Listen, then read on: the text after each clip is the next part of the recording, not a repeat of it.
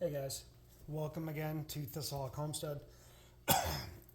For tomorrow, we are doing pulled pork. So we have our rub. Right here we have a quarter cup of brown sugar. This is dark brown sugar. Quarter cup of smoked paprika. Quarter cup of kosher salt. And a quarter cup of black ground pepper. Okay? We've got 2 teaspoons granulated garlic and 2 teaspoons granulated onion. That's it. If you want to add more seasoning like cayenne or anything like that, you're welcome to it. Typically, I also do a sweet baby Ray's over the top later. But you take this, mix it up. I've got a 5-pound pork butt. It is boneless and it's actually split open, which is typically how we get them in the restaurants. Unless you ask specifically for the bone in, that's how you're going to get it. I do prefer the bone in. You do derive a fair amount of flavor from that bone going into the meat. So we just have to make sure that we season it up really well. And then we always season your pulled pork the day before. Okay, so the night before you're going to get it all seasoned up. So that way that flavor can really sink in and start to work on those fibers. Pork butt is a very tough meat, so it's low and slow. So we're going to cook this between 225 and 250 degrees, anywhere between 12 and 14 hours. It depends on how well your smoker or your grill works. We're going to be using a smoke box on the grill. We're using pecan wood, so this should be pretty good. And again, we're going to get this going early in the morning, so that way it'll be ready before game time. Game time is 6:30 tomorrow night, and for those who did not know. But the goal is to have this all taken care of and delicious. So we're going to move that over. This is a partial pork butt, okay? So this is about literally half a pork butt, okay?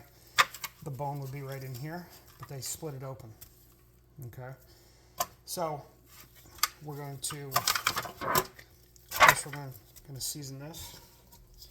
And you just want to rub it in, okay? Just rub it in. Give it all the loving you can. Okay, like that. I'm going to rub that in. Every little nook and cranny that you can get seasoning in, the better off you're going to be. Okay? And we're going to take that. We're going to do this side. Again, it's all about the flavor. It's all about the seasoning. So whatever you're going to do for flavor and seasoning, you got to get it in there. Okay?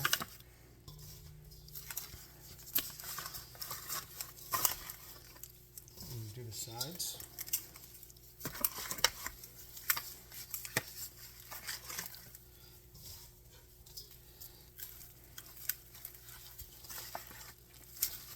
Make sure that side's done.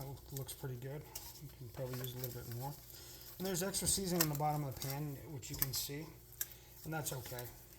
You know, if we need it, we can always take it, add it back in. We're not saving any of this, okay?